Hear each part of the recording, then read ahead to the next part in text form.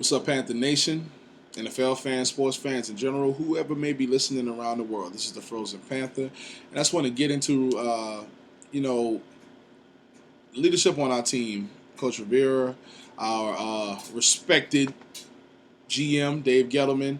He's really said, both of those guys really said that a lot of times when we're looking for these big time signings, to make a difference on our team, the answer could have been on the roster the whole time, and I can kind of understand that to a certain extent. Now, first and foremost, today, we have 89 spots taken on the 90-man roster. We just signed Marcus Lucas, who's a tight end, and he actually played for the Chicago Bears, I believe. He was a Panther for a little bit. He actually went to the Bears. I think we got him off waivers. But we have a lot of competition at tight end for some reason this year. So Bo Sandland was signed, I think, seventh round. And we also signed, I think, Jake McGee.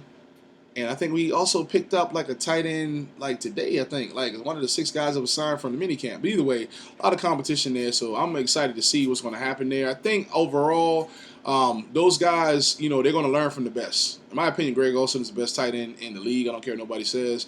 And I feel like the guys we pick, I think Bo Sandler is definitely going to be one of the successors because I see that athleticism in him. I see that he's coachable, he's trainable.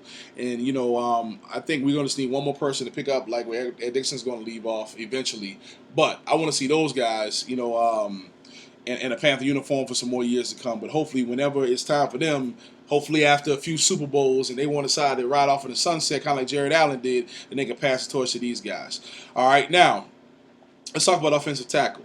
Now, offensive tackle is a position that's really important to us right now because we saw in the Super Bowl it seemed like a mismatch between Von Miller and Mike Remmers. Now, before, I'm not going to get on the whole Mike Remmers bashing train because I was able to brag all year about how good, our offensive line was protecting Cam, giving them time to find receivers and throw the ball or run if he needed to. So, that was not his best game. That was not Mike Remmers' best game, but everything was not on. There was a lot of things that caused us to lose Super Bowl.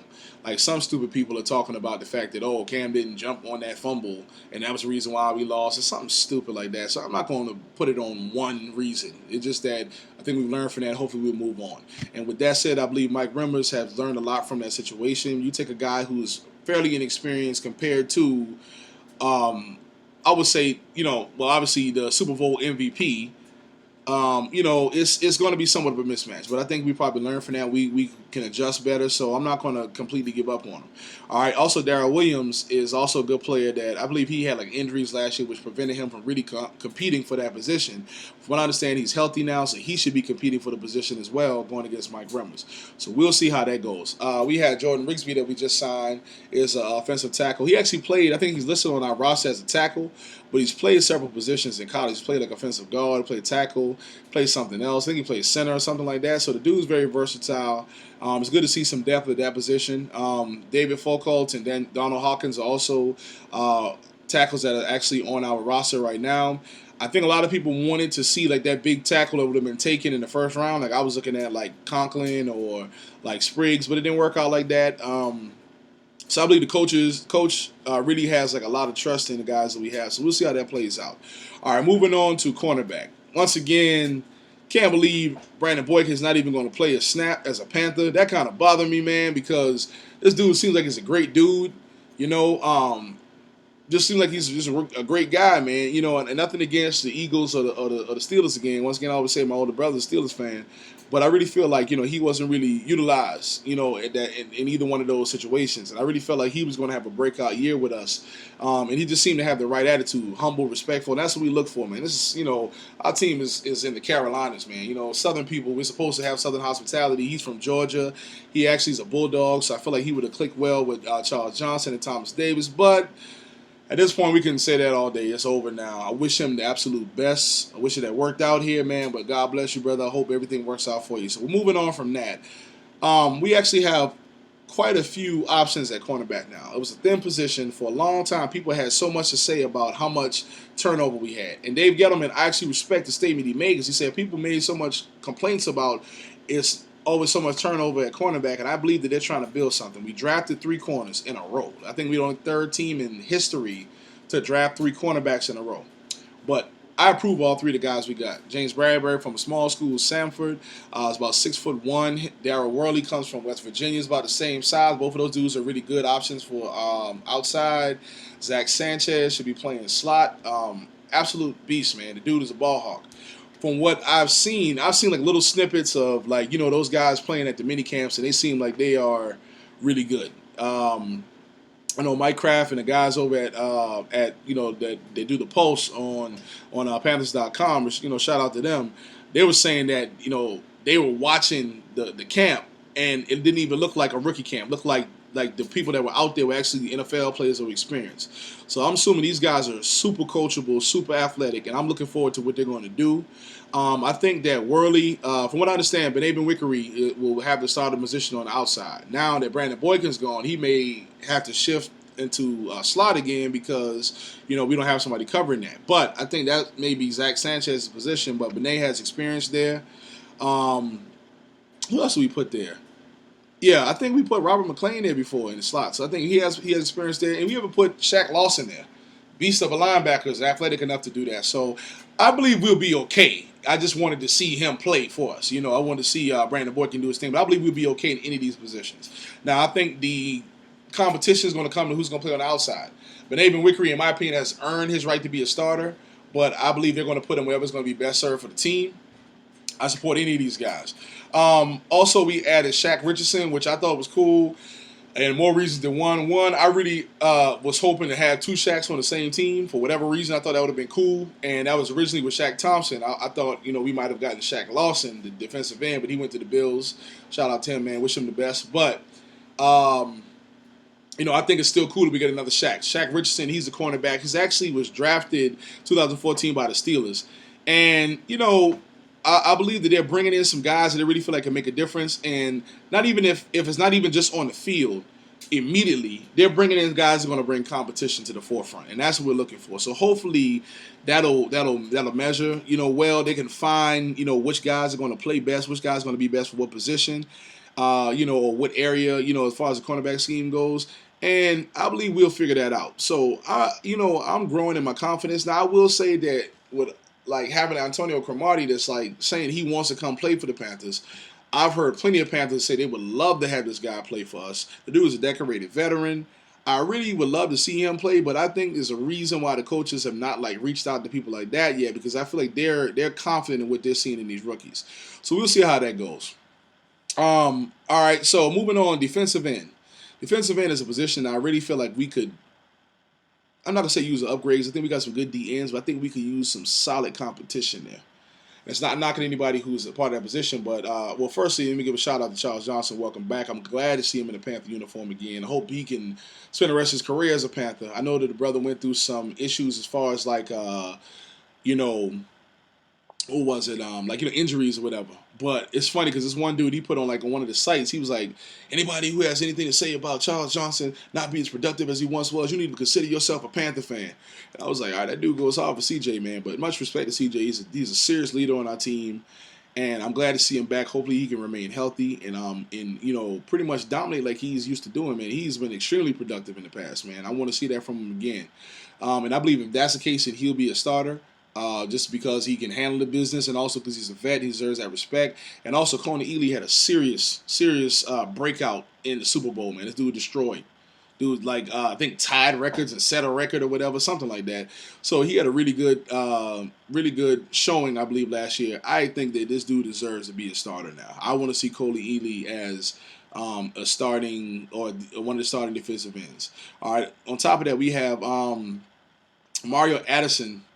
Mario Addison is really good as well. Raheem Cox. We have some options there. Ryan Delaire, Wes Orton, Arthur Miley, Larry Webster. All of these dudes are guys that are actually on our roster. But I think what some people were looking for is that big-time defensive end that, will make us feel better. Even if that may not have been the best pick. I thought if Shaq Lawson didn't fall, I was all right, well, we can get Kevin Dodd, or we can get Emmanuel Ogbah. And the fact that those guys were available at our pick, I just knew we were going to get them. No disrespect to Vernon Butler. Shout out to him. Speaking of that dude's about to be a beast, man. I'm watching this dude's mini camp, and the dude seems very coachable, respectful, and humble. The way this dude is hitting the dummies, man. The way, the sleds they have to hit, that dude's about to knock that thing off the ground. With coaching in about a year or so, that dude's about to be unstoppable. I think I'm seeing where we going with the whole reinforcing the line. It's going to be hard days for these offensive linemen on the other side, man, on these games, because when you got Star and KK up front destroying, then you can bring in like Kyle Love and Vernon Butler right after that. And then you got, I mean, like it's ridiculous, man. Like these guys are going to be tired, man. We're going to be running through these offensive linemen. Once we break them down, I'm thinking like third quarter, games are going to be over for these offensive linemen. So that's what I'm hoping for. But so shout out to him. So I'm cool with that pick, man. But I honestly thought that possibly maybe second round we would have picked the DN. I know after in the beginning of the second round, those guys that the name was still available. So I was expecting that. But I don't think our coaches, and I think I'm learning to expect more with Dave Gettleman each year. Like, listen, don't expect anything. You don't know. Because he sees some stuff that you might not see. So I'm just going to trust in him on that. But I would have loved seeing one of these guys. But shout out to the guys that we do have. I do believe that we're going to be disruptive this year on the defensive, as far as the defensive line, defensive end position. But we will definitely see how that plays out. All right, lastly, safety. This is a position of a lot of concern for a lot of people. Shout out to Kurt Coleman. Well, actually, shout out to Roman Harper first. I think he's a great dude, man. The dude won a ring with the Saints. And so I would love to see him. I really want to see him get a ring with us. I think he played solid last year, especially for a veteran. Was played for that many years. And I don't think he's going to be back with the Panthers, but I'm not sure. But either way, I wish him the best regardless. All right, Kurt Coleman, absolute monster, man. Ball hawk. Would love to see this guy in the Panthers with the Panthers for the long run. I want to see Trey Boston get some shine or some respect. I think Trey Boston is definitely doing his thing. Also, I saw this little thing that has nothing to do with him playing, but I thought it was real cool. He bought his mom brand new Audi for like Mother's Day, and he brought his little brother graduated from high school like with honors. He bought him a car too, and the little dude didn't even have a license yet. But I thought that was cool, man. Like I like to see, when guys, do something big and they take care of their family. So shout out, respect to him for that. Always take care of mama, man. And when it comes to that, I think he's ready. I think that he can be in the starter position. I wouldn't mind seeing that. I'm okay with that. Some people are like, I don't know if I'm ready. I'm like, yeah, well, you got to trust these guys. Once they've gotten certain many snaps and they've proven that they've learned from some of these veterans, I think he's ready. I wouldn't mind seeing Kurt Coleman and Trey Boston on the field. Marcus Ball did a pretty good job. We got Travell Dixon, Colin Jones, Dean Marlowe, and we also signed Trenton Robinson from the Redskins. So I believe some of these guys will play depth, so they'll be kind of there just in case, or even some may even be practice players, something like that. But, I believe that everybody has that opportunity to make it competitive, so I don't count anybody out. So basically, these, aside in this video, talk about the positions in need and my opinions of, where we're going with that and why maybe we haven't seen these big-time signings like we thought we were going to see. But let's just stay focused. Let's trust in Gettleman. I believe he's going to work the situation out. I'll be making videos soon about our wide receiver core going into this year. Positions that I feel like we're stronger at. And I'm excited about that.